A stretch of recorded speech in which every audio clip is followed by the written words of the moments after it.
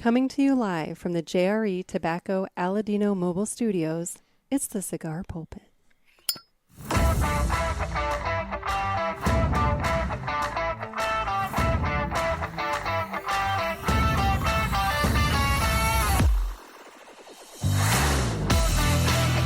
Hello, everybody, and welcome to another sermon from the Cigar Pulpit. I'm the Bishop of the Bird, Nick, and we are back in the JRE Tobacco Aladino Studios of my garage.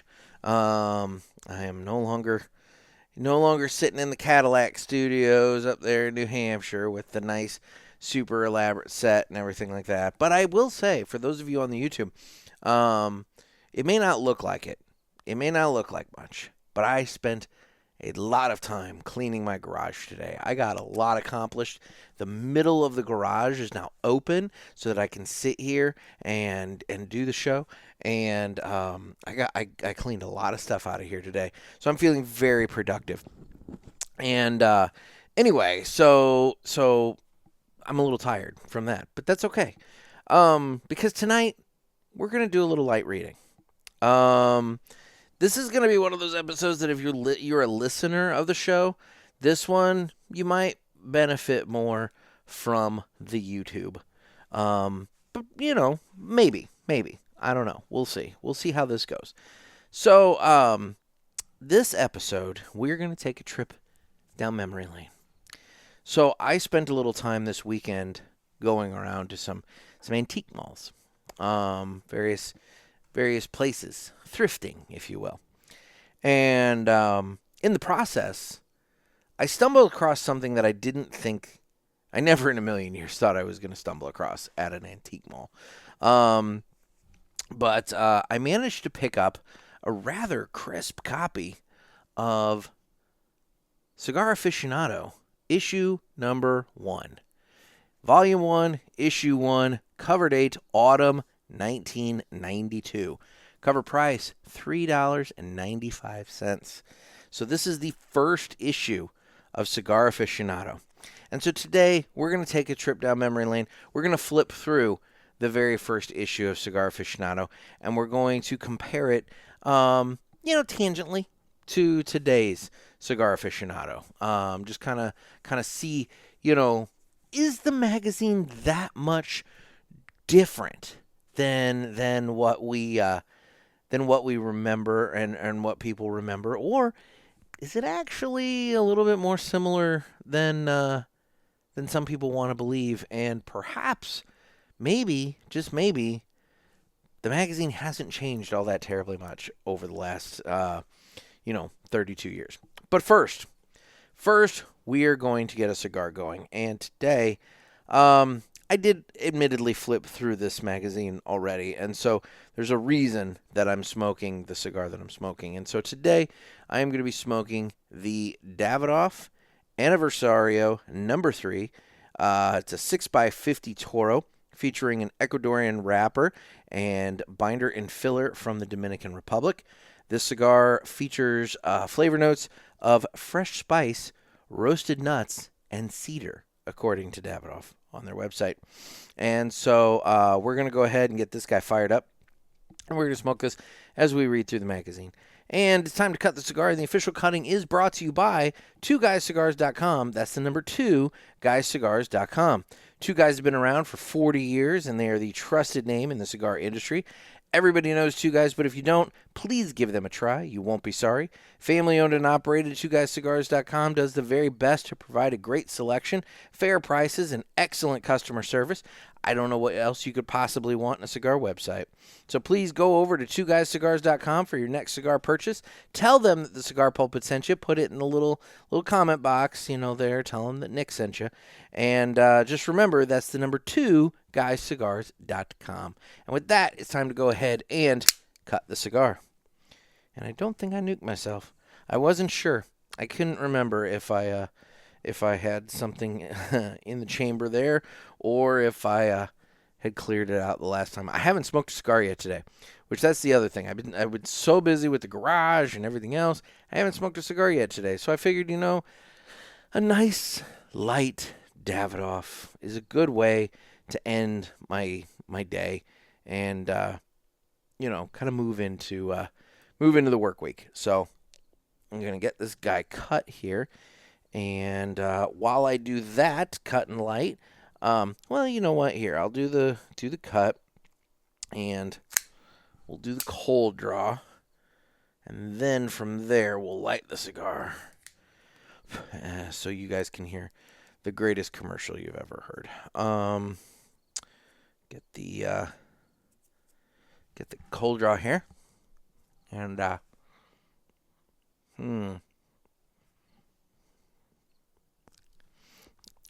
it's very nutty on the cold draw. There's a nutty component to the cold draw there. So anyway, let's go ahead and do this real quick.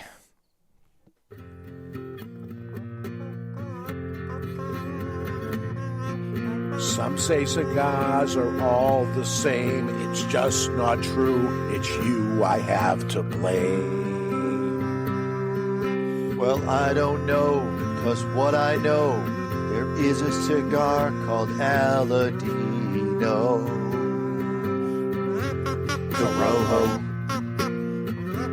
Aladino Corojo. Aladino Corojo. They say authentic, so we're not confused, while the others say it's a word that's just abused. I guess that's so, they can't compete.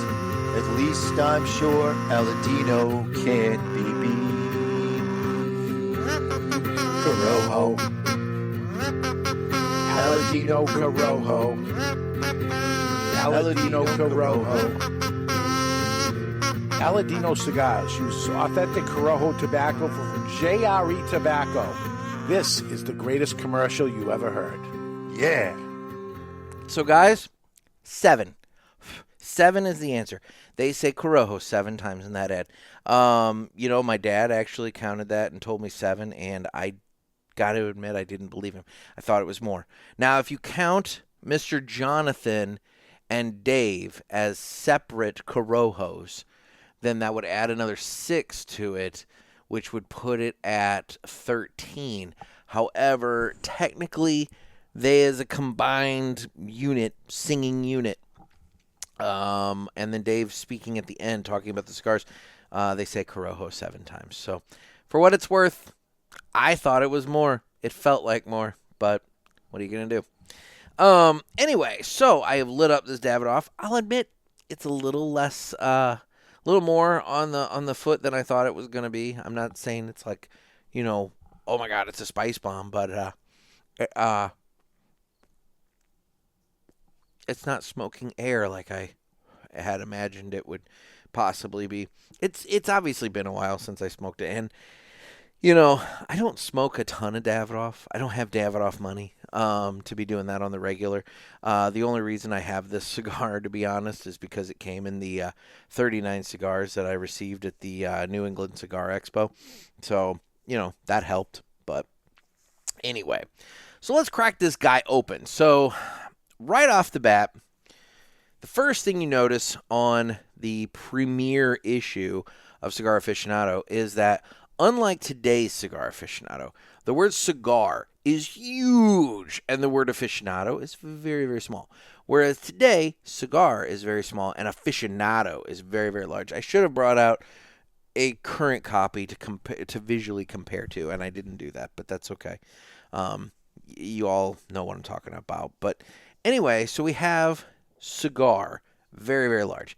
Now, the first ad that you see when you open it up is an ad for Barney's New York. So you have some clothing right off the bat, So first ad, already kind of feeding that men's lifestyle kind of magazine-y kind of thing going on.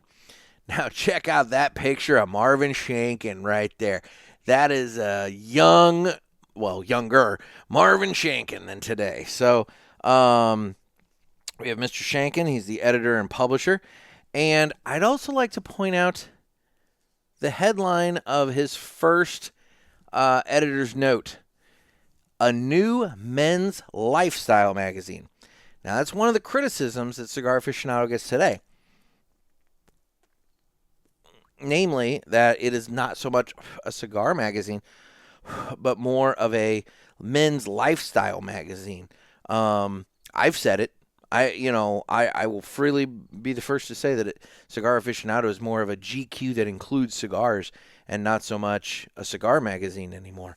But right off the bat, Mr. Shankin says it's a new men's lifestyle magazine. And he talks in here about how, he has this publication, Wine Spectator, and he was on assignment in Cuba doing a cover story for the Wine Spectator, and he realized that he wanted to do a magazine about cigars. And so now I obviously wasn't paying attention. I was born when this came out, but I wasn't paying attention. Obviously, there must have been some promotion of Cigar Aficionado, because he talks about how the response to Cigar Aficionado has been extraordinary. They have a number of like short little letters in the beginning here talking about the magazine, how they're looking forward to the magazine. So they ginned up the audience right off the bat, before this first issue came out, which is smart. I mean, don't just poop a magazine out in the world and expect don't just build it and expect people to come. You got to promote it. You got to make people want it. So maybe theoretically he used Wine Spectator to promote it. I don't know. But that's something that maybe somebody who was around then could say. But he talks about the different facets of cigars and how he wants to cover that. But then he says the magazine intends to awaken and explore the many pleasures that drive successful men. And he talks about men like you want to know great resorts for special vacations, as well as the world's best restaurants where fine food and wines are matched with well-stocked humidors. You want to understand men's drinks, cognac, scotch, vintage port, and fine wine. Here you'll find insights into these potions of pleasure, as well as specific recommendations, unlike those found in any other magazine. So he from the bat, and here, Cigar Aficionado will also explore collectibles, unique trips, emerging hobbies, gambling, fashion, and new ideas in different and in a style different, we believe, from any other men's magazine.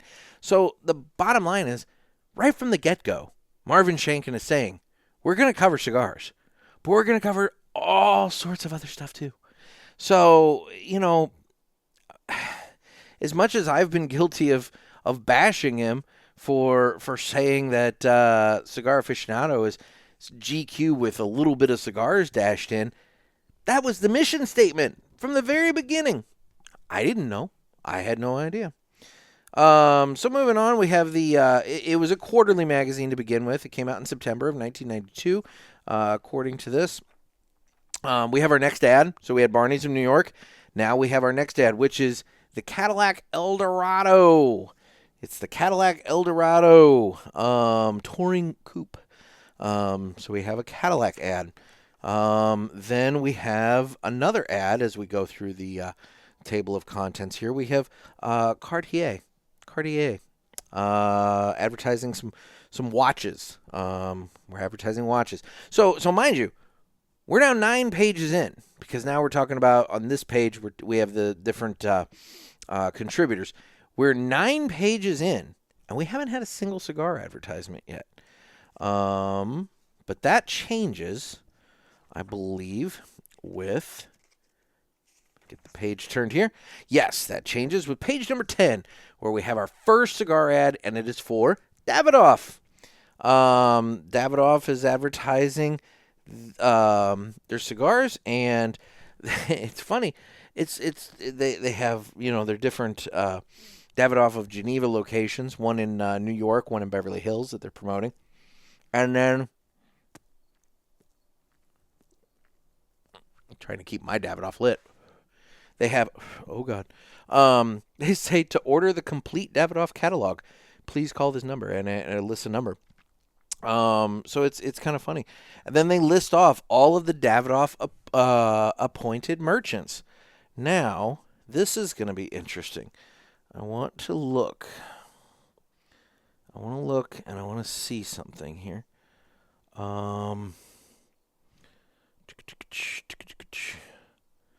Tinderbox Tobacco Tobacco Barn, Tobacconist. Yeah, I don't know. I was looking to see if there were any shops that I recognized. Any ones that Fred Diebel Incorporated in Kansas City, Missouri. So we got Diebel's, Georgetown Tobacco in Washington D.C., Holt Cigar in Philadelphia. You know, I mean, that's the thing. There's some well-known, you know, older cigar shops listed here, but yeah, I don't know. Just ones that, but I've only been to Kurt Diebel's. So, anyway, so then we get into the letters, and we have a number of letters dated as far back as November of 1991 from Ellen Bivens of Amarillo, Texas, saying, please include my husband Mark on your mailing list for your first issue of your forthcoming publication for cigar lovers. I know he'll want to subscribe. Right off the bat, we have a wife that's being very, very supportive of her husband's cigar hobby by getting him on the list. By the way, we have another ad, this one for American Express. So far we are 13 pages in, and we have one cigar ad, and we have had, I think, like, 4, 5 ads? So, anyway, so we have letters. And then we have another ad here for Glenn Levitt, the father of all Scotch. You know, and that's one thing I did notice throughout this.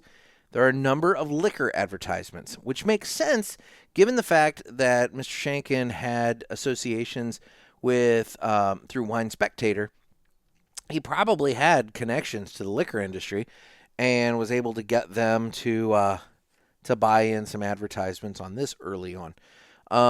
He has an ad here for Smith Barney for international stocks, so you can, you know, be diversifying your portfolio, I suppose, in 1992. Now, this was an interesting little ad here for Macanudo. It was stapled in. It's not as big as a page, but it's a little fold out that talks all about how the cigars are made and talks all about the rolling process and everything else. And I thought that was pretty cool that, you know, Macanudo was including some history and you know, not history, including some education in their advertisement. Thought that was pretty cool. Then from there, boy, we just continue with these letters here. It's like there's a lot of letters for a magazine that hasn't come out. Okay, this is where this gets fun, guys. So page 28. God, have I already jumped to page 28 already? How did I go from page 13? Wait, 14. There's page 14. 16. 18. Oh, they counted this little guy. This Macanudo thing must be somehow counted as an or as pages, I guess. I don't know, because it literally goes from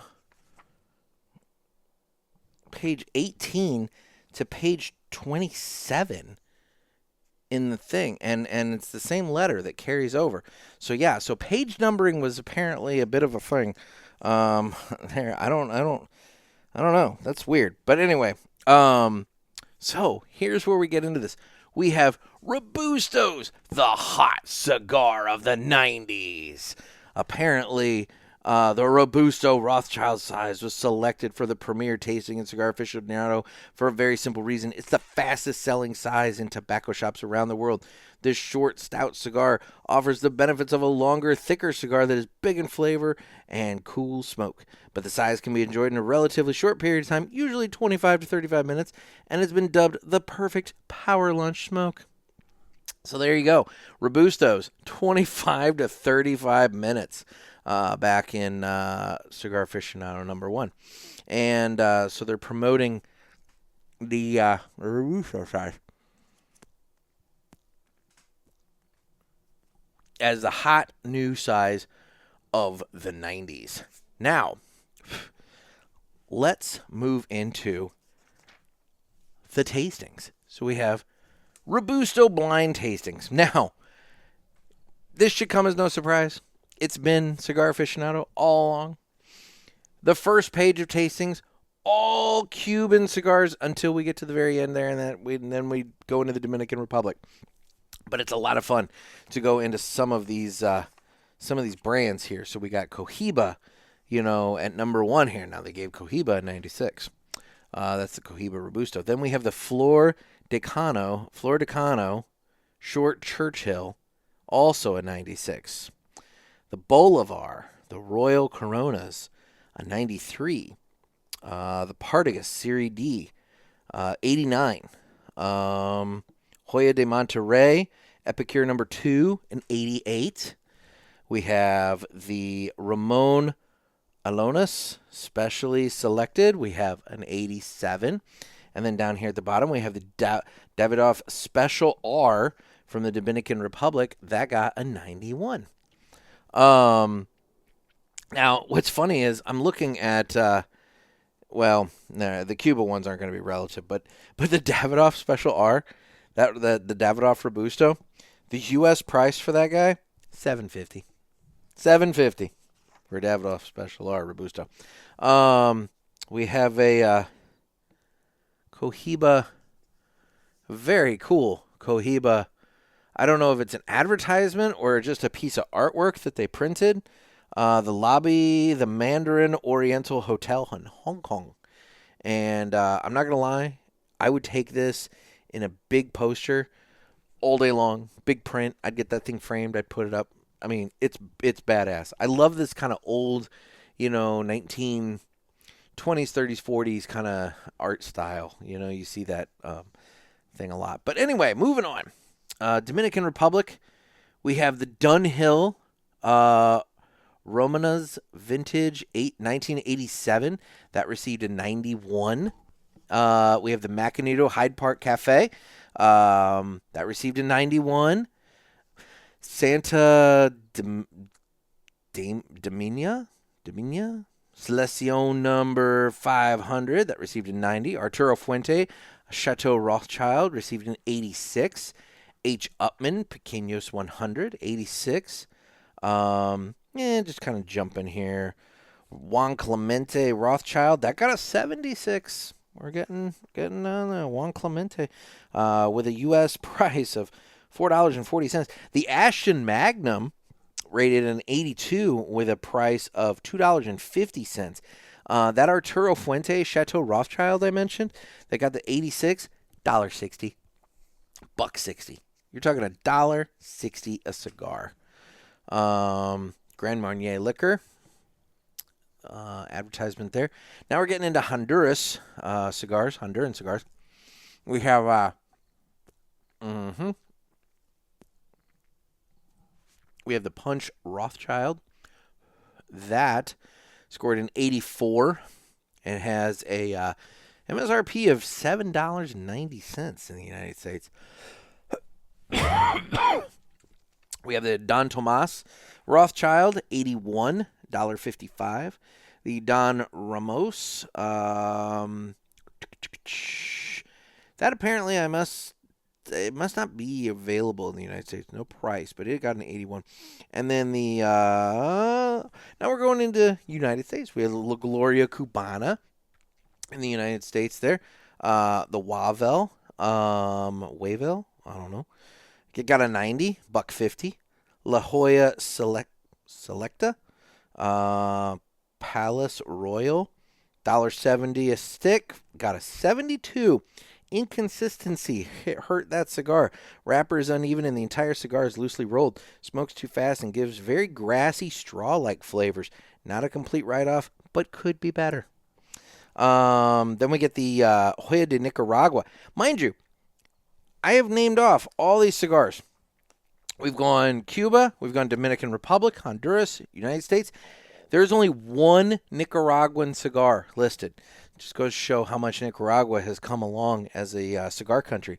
But Joya de Nicaragua, the Consul, with a 52 ring gauge. They gave it an 84, has an MSRP in the United States of $1.75, and they say it's a solid Robusto. This is well made with a light brown wrapper. Burns a little fast, but very even. Flavors are mild and nutty. A lovely afternoon cigar. And then from Mexico, we have the Te Amo in the Torito size. Gave it a 79. Said if only the cigar was not so tightly rolled. We love the aromas and flavors, but it was difficult to draw. The wrapper was rather rough. It shows attractive dark chocolate, pepper, and spice flavors. Came in at $1.70 for that.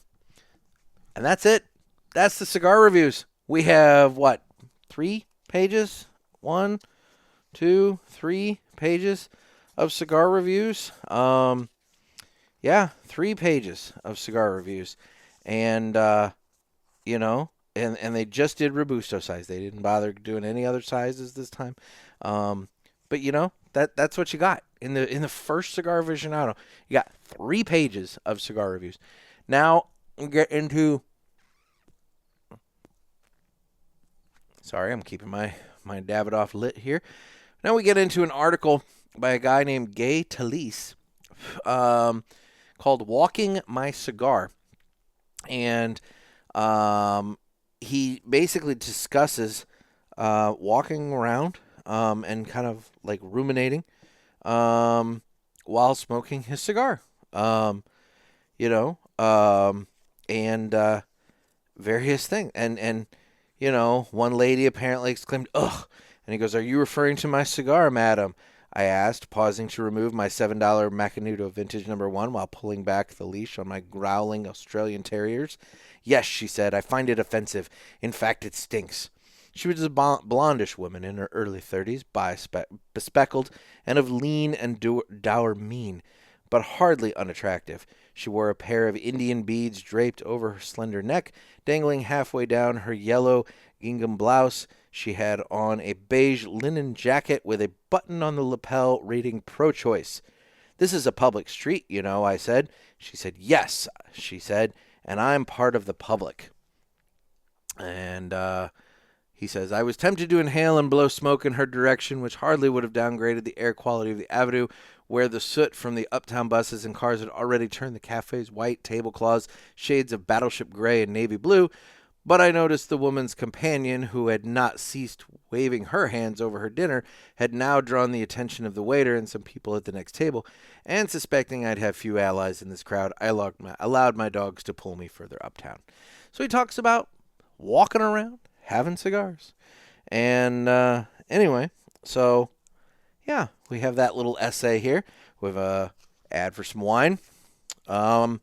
Now we get into an article all about Cohiba. We have the legend of Cohiba. And we get into an article all about Cohiba and the background of that brand in Cuba here. We go over the various sizes of the Cohibas. And here we have 2 gentlemen proudly holding a picture of Fidel Castro. So, and Bacardi. We have an ad for Bacardi. But,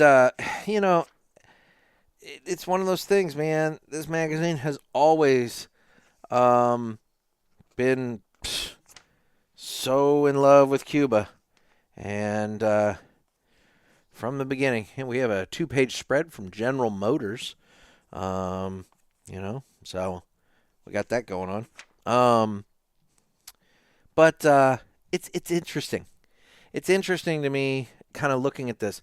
A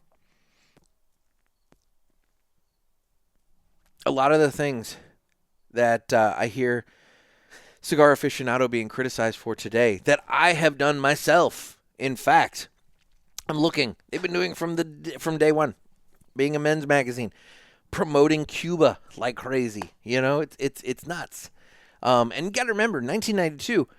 It was a way different time in terms of attitudes towards communism and socialism and the Castros and Cuba and everything. I mean, it's way different. I'd say it's a lot looser now, for better, for worse. Then we have a giant article all about discovering Columbus. And it's an article all about Ridley Scott, Cohiba in hand, directing Gerard Depardieu in 1492. And it's an article going behind the scenes of the filming of Ridley Scott's movie all about Christopher Columbus. This is an interesting 3-page advertisement here. So we have an ad here for H. Upmann. All right, I'm showing this on the YouTube. We have an ad here for H. Upmann.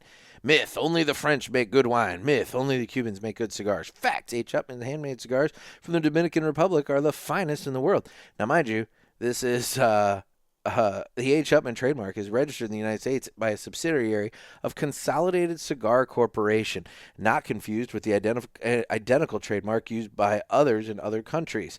Consolidated's Dominican H. Upmann is available in the United States at fine tobacconists everywhere.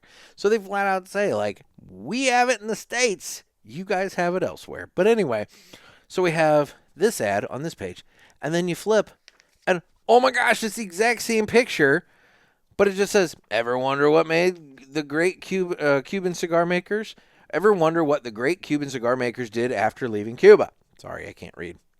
Should be on the Cigar Authority, these rating skills. Anyway, and so then you flip the page and, my God, it's the exact same photo again saying, well, is it? Or is it zoomed in? Nope, it's the exact same photo. When a cigar can make you forget Havana, that's one-upmanship. Ha ha! I see what they did there. Especially since they positioned the H right over Upmann. But anyway, they literally paid 3 pages to run the same stuff, but just different taglines. And I find that very interesting from a marketing perspective. Then we have, God, this article about this movie just keeps going and going and going. All right, now here we are on page 62, and this is where we begin an article entitled Cigar Land. The Dominican Republic has become one of the world's largest producers of premium cigars, and this is a deep, deep dive by Gordon Mott into the Dominican Republic and the growing the cigar industry there. We have an ad for Cavassier, and yeah, I mean, this is cool. You know, we're getting right into information all about the Dominican here. We have a gentleman here who is rolling and boxing up cigars. We have this guy who's rolling, gal who's rolling up some cigars. This gal is doing some work there. I mean, this is really neat to see, you know, this in this magazine. It's a very different view of everything. But then we have a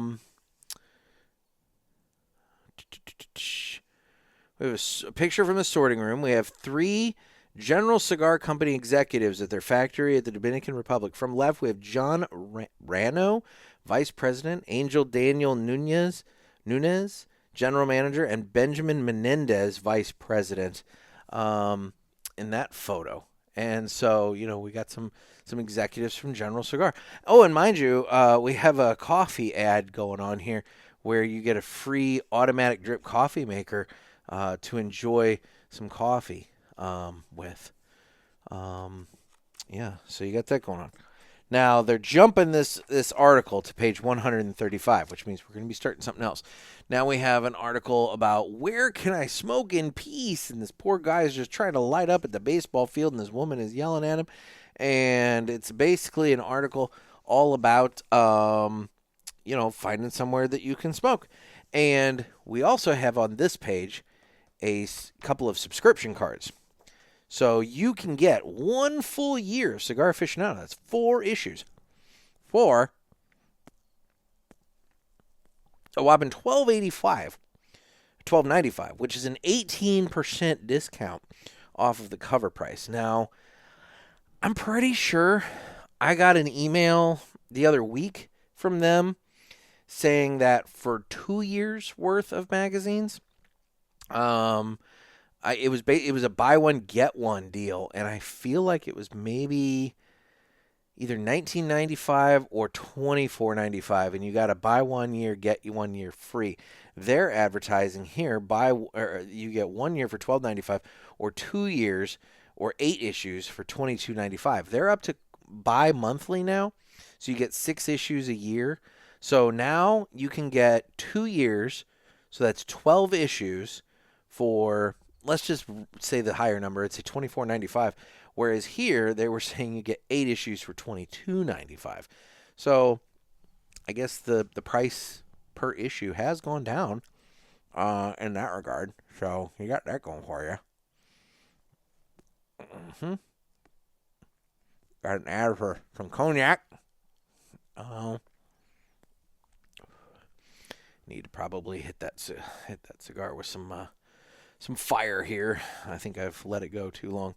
We got a little bit of an ad for a port. Again, a lot of liquor ads in this guy because of, I assume, because of the tie to Wine Spectator. Now, we have a big article all about Gregory Hines. Gregory Hines and him being on Broadway with Jelly's Last Jam.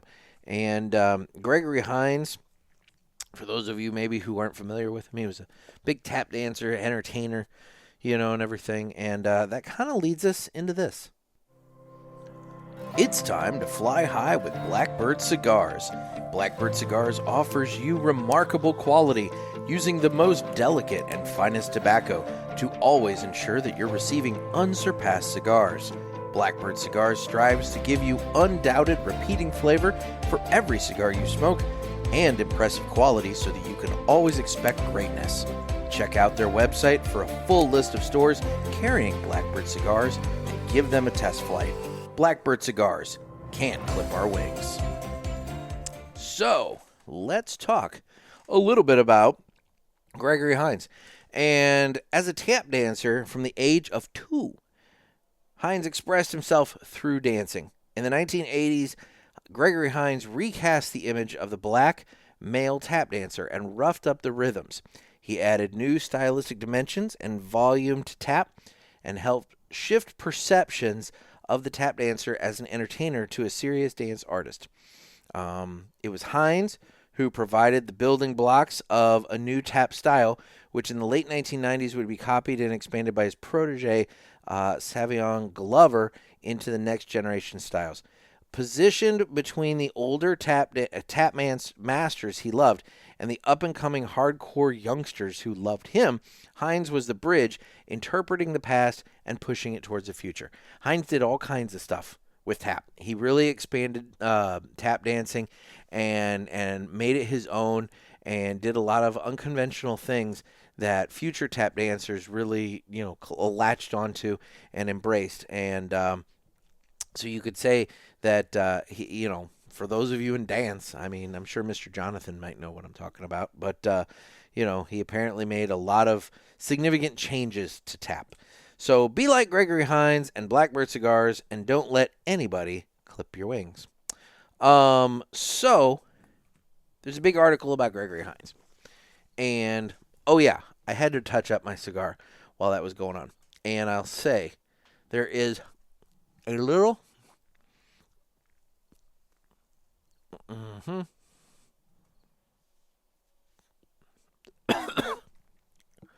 hint of spice to the retrohale, hint of spice to the actual smoking, and I would say a nutty component is still remaining on the actual cigar itself. So we have Mr. Hines here. Here he is doing his tap dancing routine in the show. And we have an ad for Johnny Walker Black Label. Mind you, I'd just like to point out that aside from the Macanudo ad that was in the beginning and the Davidoff ad, correct me if I'm wrong, guys, I don't really think I've seen any other cigar. Oh, no, the H. Upman, the 3-page H. Upman. So we've had 3 cigar advertisements. And we are on page 83 of this magazine here. So we got, and then we have Habanos. Habanos, unique since 1492. Havana House. We have one in Toronto, Windsor, Winnipeg, and Montreal. So we're advertising some shops up there in America's Hat, Canada. Boy, that smoke looks a little like the curves of a woman. Anyway, so yeah, you got that going on, and then you got Mr. Gregory Hines here smoking a cigar. So that's the thing. You have an article all about Gregory Hines and talking all about, his career and tap and everything like that. But again, he is a cigar smoker, and they bring it home, and they have a cigar smoker that, they talk about. At the end of the article, he says he's looking forward to relaxing in Barbados while the Caribbean is lapping up against the shore. He laughs, "I'll sip some pina coladas and I'll smoke 50 cigars a week." He's a big fan of Davidoffs. Apparently Robert De Niro told him about Davidoff. Bought a bunch of them for him and left them at his hotel. And ever since, he's been a big Davidoff fan. So Gregory Hines smoked Davidoffs. He was in a film Wolfen with Albert Finney. Finney had Monte Cristos, lots of them. We were supposed to play best friends in the movie, so he said we should spend a lot of time together. He was supposed to smoke the cigars in the movie, too. He asked if I like cigars, and I said I used to smoke them, but I hadn't had one in years. So he gave me about 10 Monte Cristos, and that was that. So there you go. Gregory Hines, smoking cigars. Now on page 88, we have an article all about the high-stakes backgammon in Europe, and we're playing backgammon in Europe here, smoking cigars. So we're talking more gambling here. We got a couple of ads for some liquor. We got a Wild Turkey rare breed, and there's an awful lot of big long article about the backgammon circuit. We have Davidoff Cognac. So we got Davidoff Cognac there. Big article all about port, which I assume the folks at Wine Spectator probably helped out with that. Here we go. We got another ad of cigars, but technically it's Davidoff again. So we have an ad for Griffin's cigars. The privilege to offer a cigar of prestige, Griffin's Cigars, imported and distributed by Davidoff of Geneva. So you got that going on. Then we have Arturo Fuente. We have the Arturo Fuente ad, and you have this lovely couple hanging out in the wine cellar. He's got his cigar, and she's got her wine, and the quotes at the top say, "The Duke and Duchess will be visiting us for a week or two. Let's bring up an extra case of cognac, and I better hide my Arturo Fuente cigars." So, you got the Duke and Duchess coming, and they're gonna drink them out of house and home, but they're gonna do their best to hide those cigars. But also you have the infamous. Or not infamous. You have the famous, I should say, tagline, "We will never rush the hands of time." Right there in the Arturo Fuente ad. So, we got the Fuente ad. We got more of this article about port. We have an article about various art. Yeah, different art. Butterfield and Butterfield, fine art auctioneers and appraisers. They have an ad. We have a elite fine art from Jose Martinez Cabas. I don't know. Latin American fine art. Then we have more art. So we're promoting art. Doral Resort and Country Club has a art ad here, the Double Corona of golf resorts. So we're promoting some golf resorts. We got the travel section where we're promoting the Lanesborough in London, England. Then we have an ad for the Punch Premier Grand Cru Selection. So we got that. That's for more information, call or write Villazon and Company Incorporated. And we have Vino, an ad for some wine. Again, we have the Wine Spectator connection. We have an ad or a article, short one-page article about a resort down in Cuba that apparently I guess you can go to. We have an ad for Avo cigars. This is imported and distributed exclusively by Davidoff of Geneva, so it is still a Davidoff promoted ad, but we do have Avo cigars.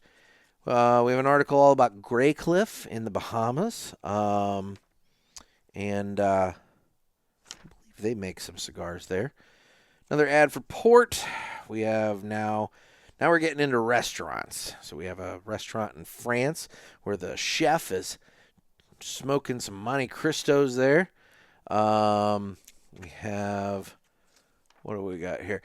We have an ad for Casa Blanca cigars with a kind of familiar looking band there. I mean, I don't know what's up with that, but whatever. We have a restaurant here in London and another one in New York City that we're promoting. Now we got an ad for Wine Spectator and a subscription card there, so you can subscribe to Wine Spectator. That's 22 issues. So 1 year is 22 issues. And it's $40.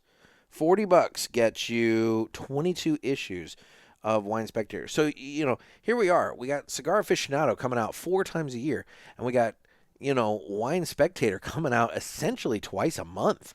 I mean, that's some intense production for a magazine. 2 times a month like that. I mean, there's some magazines that used to come out weekly, like, some of the news rags and stuff on the thing, but for a magazine like this to come out twice a month, that's impressive. Anyway, so let's continue here. And now we have an article called The Cutting Edge, and it's all about cigar cutters. And they go through and talk all about the different types of cigar cutters and, kind of what you should be, kind of what they're good for and that sort of thing. We have an ad for Dunhill cigars. Cigar of impeccable style and distinction. The Dunhill aged cigar is selected on its individual merits, character, flavor, and consistent color to meet the exacting standards set by Alfred Dunhill. But anyway, we have different types of cutters that they're promoting, and they even list them. What's in the photos, they list them right here with the prices, so you can kind of see, what's what, and all that. Then we have an ad for some more port. Then we continue the Gerard Depardieu in the Christopher Columbus movie article. We do have an ad for Dunhill cigarettes. It's a little half-page ad, but we do have an ad for Dunhill cigarettes on that page.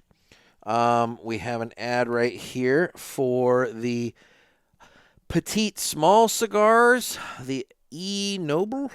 The E Noble. We have a half-page vertical ad right there for those. That is the 100% Tobacco Cigarello, distributed by Davidoff of Geneva. So Davidoff went in hard with Cigar Aficionado right off the bat. They saw the opportunity and they went in real hard with it. So good on them. They supported.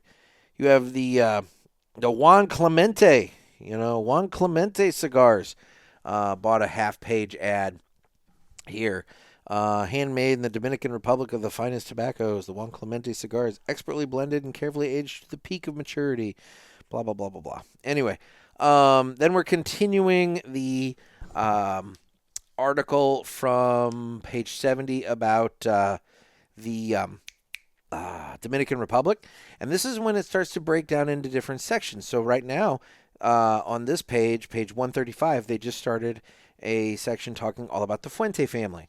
So they break down and start talking about the Fuentes. And you have some pictures. You have some older photos of the factory, and you have, Carlito and his father, Carlos Fuente Sr., holding their trademark Hemingway Perfecto and an aging room. And also check out this ad right here for Nat Sherman. You got the Nat Sherman ad here promoting the fine stores everywhere, or at a renowned humidor at 500 Fifth Avenue, New York. Tobacconist to the world for over 60 years at this point. I heard a very sad thing when I was at the New England Cigar Expo. I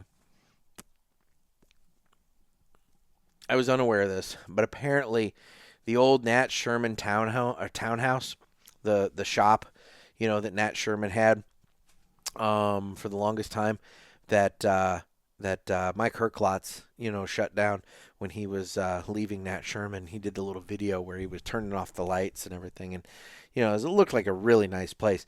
Yeah, apparently it's a dispensary now. It is a pot dispensary.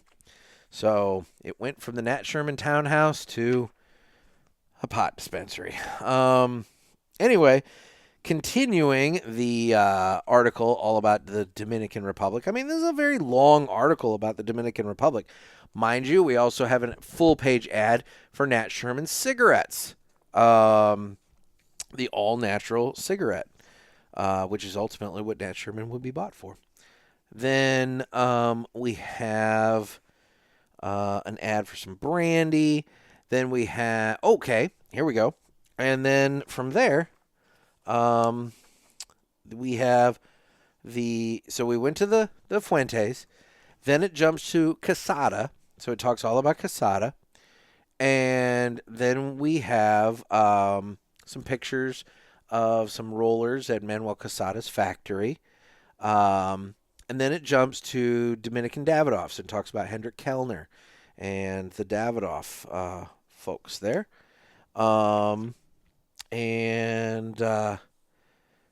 We have, who do we got here? We got Hendrik Kellner with Eladio Diaz in that photo. And we have Manuel Jr. and Senior Casada in that photo. And then from there, it kind of continues. Then we have... okay, that's the end of the Dominican Republic article. Then it jumps to Where Can I Smoke in Peace? So again, we're continuing old articles at this point. We have a 2/3 page advertisement for Morel & Company, New York's premier wine merchant for over 40 years. They're promoting their wine selection. We have a picture here of Milton Berle, Henry Scheinlin, James Coburn, and Randy Quaid smoking some cigars. So we got that going on. We have an ad for Ashton, so we do have Ashton there. These days you'd put that under the category of Fuente. I don't know if it was separate at the time of this or not, but, whatever. We have a full page of cigar-friendly restaurants. Apparently, back in the day, in a variety of different restaurants, you could have cigars. Now, asterisks indicate smoking only in the bar or lounge area of the restaurant. There's a number of them that have the asterisks. But back in the day, I'm looking at what's close to me. Morton's in Chicago, I apparently was able to fire up a cigar. There were a couple places in Boston. Anthony's Pier 4, Biba, the dining room at the Ritz-Carlton, Jimmy's Harborside, Lock Ober Cafe, and Seasons Bostonian Hotel. Those places all in Boston. You could smoke cigars. 3 different places in Dallas, all of them with asterisks, so it's basically bar or lounge only. 3 in Denver, only 1 without the asterisks. 5 in Houston, 2 without the asterisks. 5 in Los Angeles, 2 without the asterisks. 1, 2, 3, 4, 5 in Miami. Only 1 with the asterisks. The Chef Allen's in Miami, North Miami Beach was the only one with the asterisk. Quite a few in New York. Looks like about 7 or 8. 3 with the asterisks. San Francisco, you got 8. Only 1 without the asterisk. 3 in Washington, D.C. None with the asterisks. I thought this was also very interesting. You have the cigar exchange page, and basically it's it looks like it's essentially just like it's classified ads. Like here's one: wanted dead or alive, lighters, humidors, vintage cigar cutters, pens, unusual ashtrays, cigar cases, smokers, paraphernalia. Contact Bonnie or Clyde at a 212 area code number. So, like, people were buying, like, wanted cigar boxes, label sample books, signs, photographs. So, like, this guy's looking for books, antiques, cigar posters. If you've got cigar posters or other Art Deco posters, you could, call and he might buy them. You got Zacky's Wine and Liquor, taking out a full page ad here promoting their liquor.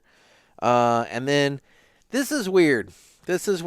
And I would not have done that. I hate when articles jump backwards, meaning the end of the article actually comes first and then the actual article.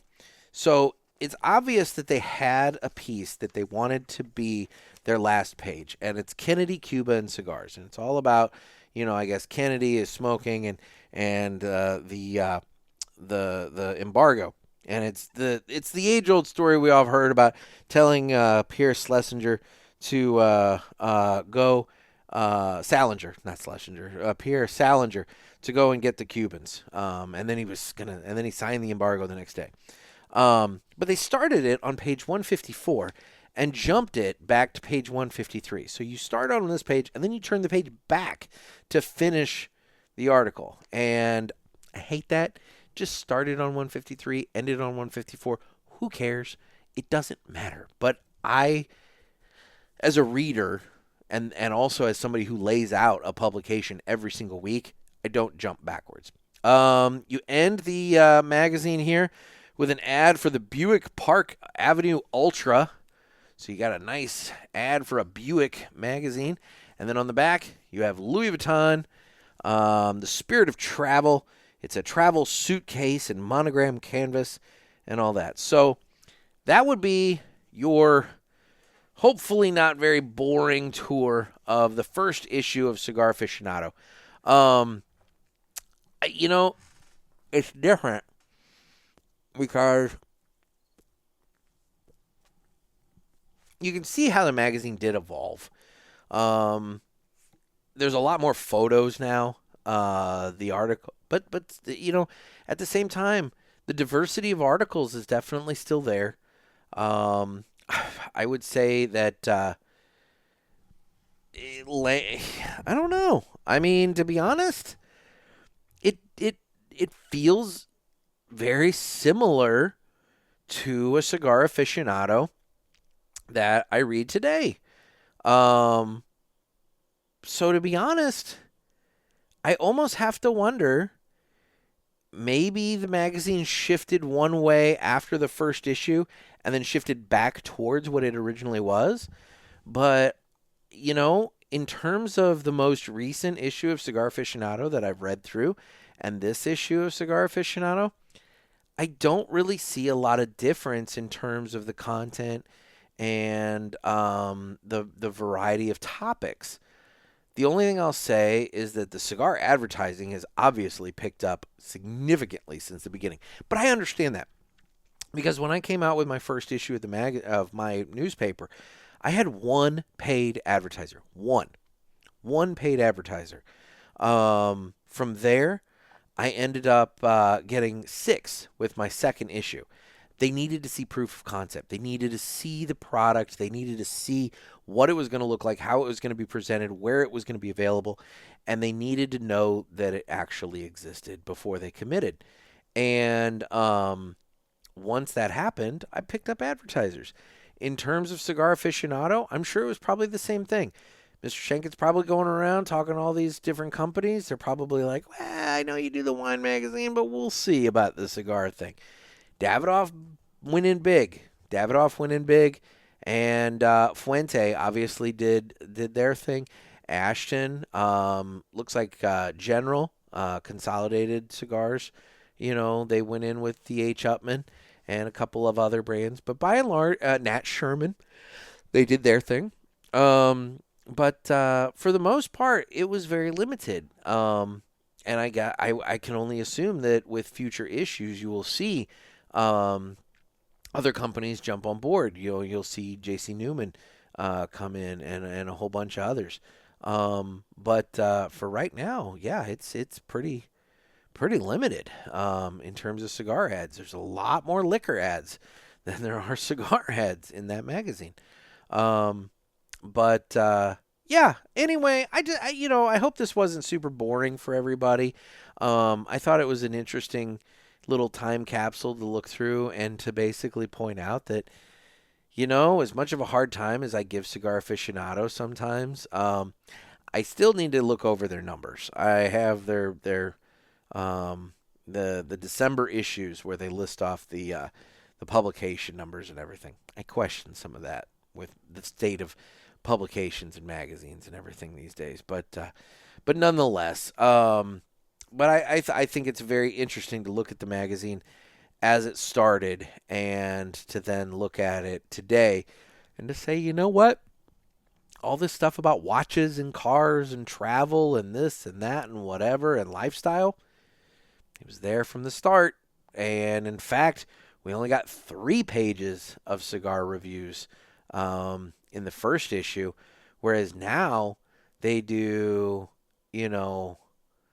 different sizes. So like now there's the Robusto reviews, there's the Toro reviews, there's the Perfecto review, the Churchill reviews. There's actually probably twice, if not 3 times, the cigar reviews in every issue of Cigar Aficionado now than there was in this first issue.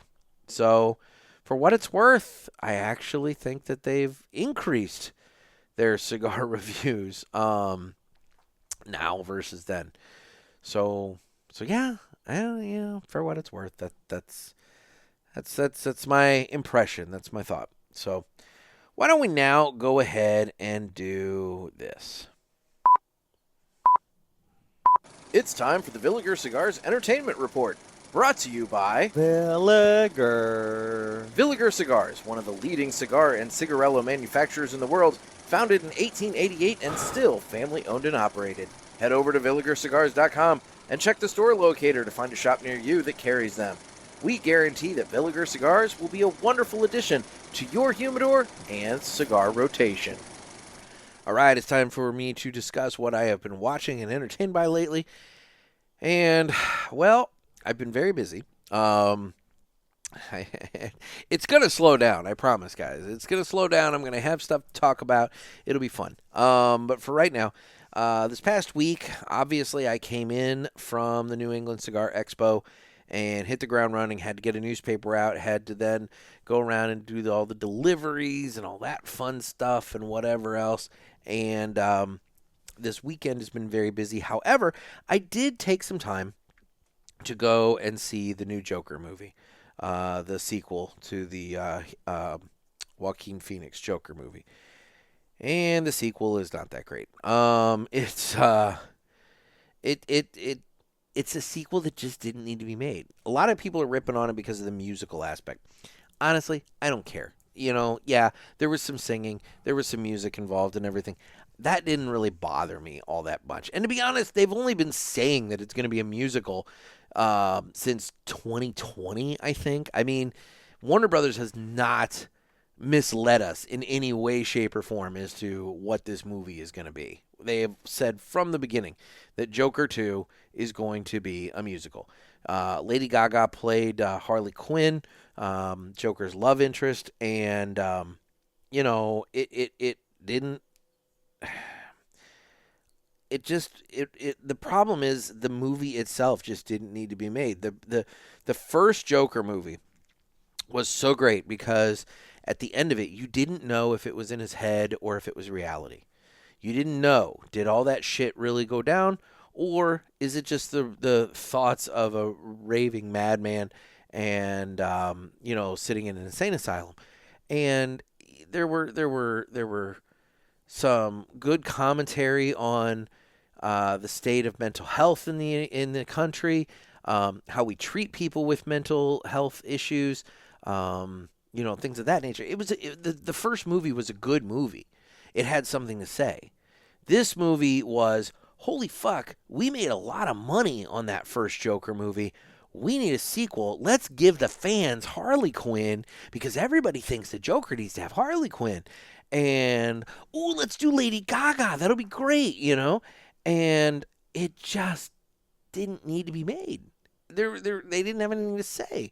This whole movie was basically all about the trial of the Joker's trial for what he did in the first movie. If you hadn't seen the first movie, you're completely lost. Because now, granted, I can't imagine anybody that went to this having not seen the first one. Maybe there might be somebody, but oh God, heaven help you.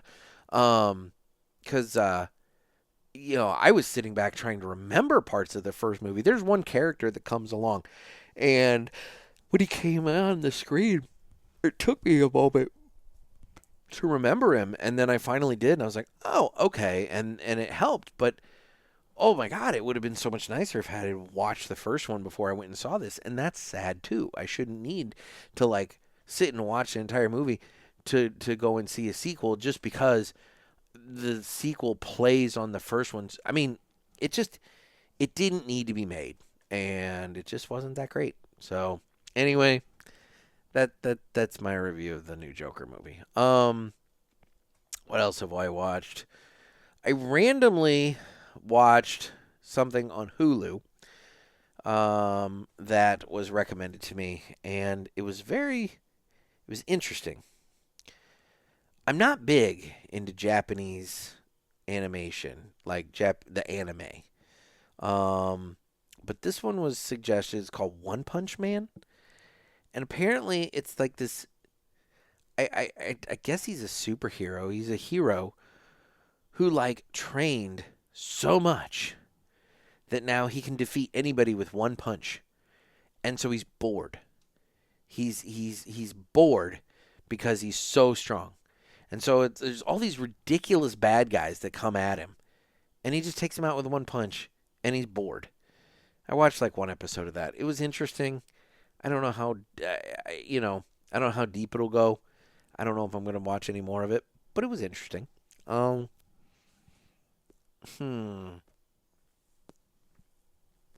Otherwise, I'll be honest, guys. I've been busy. I've been doing stuff. I've been enjoying my life. And it was nice being ahead on the podcast to where I didn't have to scramble. Unfortunately, I got busy with a few other things, didn't get ahead further. And so here I am the night before recording this for you. So my plan is hopefully to get ahead and I need to get Friday done, soon because I'm going to have my son a little extra this weekend. So that'll be nice. I'll get to hang out with Max this weekend and spend some time with him. Yeah, the point, the goal is to get ahead. I did talk to a few folks at the New England Cigar Expo about the show and coming onto the show. And so, hopefully here soon I'll be able to start really sitting down and banking up some episodes and getting things cranking because, it is nice to have that little buffer to where I don't have to worry about, oh my God, I got to record tonight for tomorrow, that kind of thing. I can space it out a little bit. Anyway, so I got that going on for me. Otherwise, I guess we'll talk socials. In terms of socials, I'm available at Instagram at the Cigar Pulpit. I'm on Facebook where we have the Pulpit Parishioners group. I'm on Twitter /X. YouTube where you can watch this. I'm looking into how I can set up the linking between YouTube and Rumble to where when I upload to YouTube, it'll automatically upload to Rumble. I'm not entirely sure how that works. I think I think that works with live streaming, but since I don't live stream, I wonder how that works. I don't know. I'm gonna have to look into it. I was doing it on my phone, and these websites, they don't make things as easy. They have different tools and settings and things that you can only access from like a desktop version of the website. So that's something I'm going to have to look into on my laptop. But I'm looking into Rumble. So for those of you who maybe are inclined to go there instead of YouTube, I do have that. And again, this is probably a decent episode to watch on YouTube because I did I kind of showed the magazine off as I was reading through it. I mean, maybe not as I didn't have the camera over it going page by page. That would have been cool, but I didn't know logistically how to set that up. But anyway, so there's that.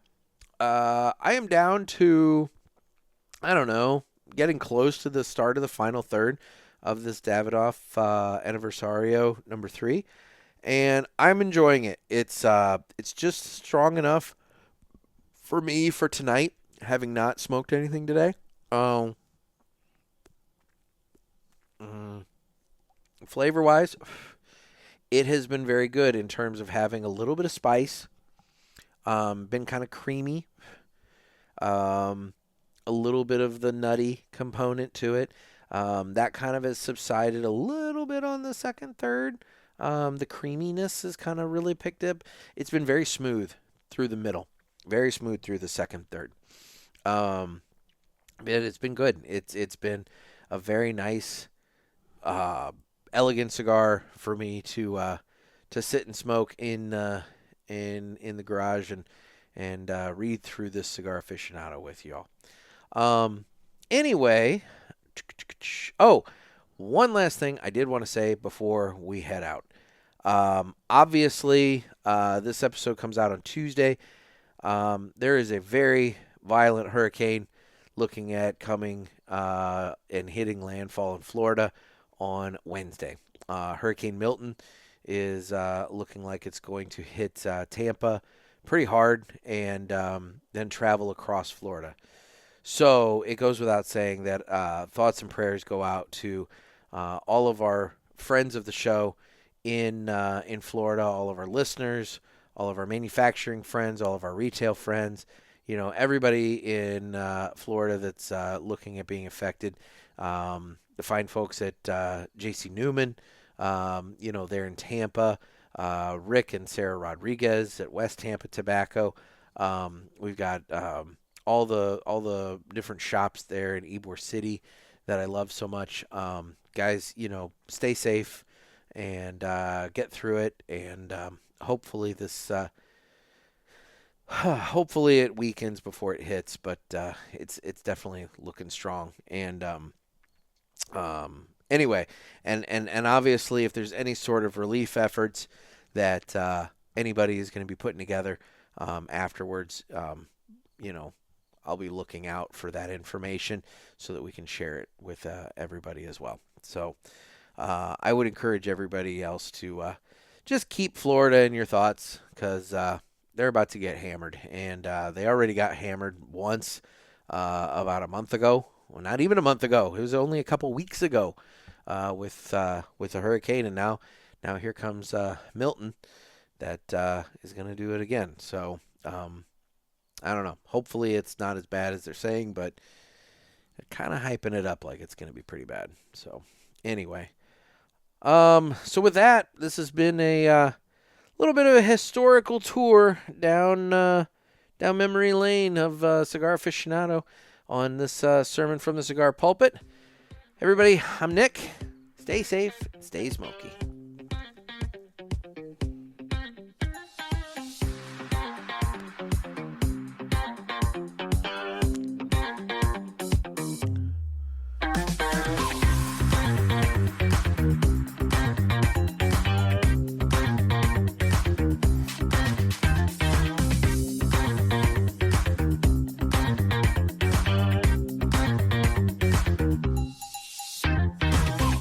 one of these days I'm going to get all this stuff actually cleaned up to where then the garage is going to be, a nice space that I can record in when it's cold out. But for now, those of you on YouTube, sorry you had to look at my mess. It's better than it was, though. So anyway, take care.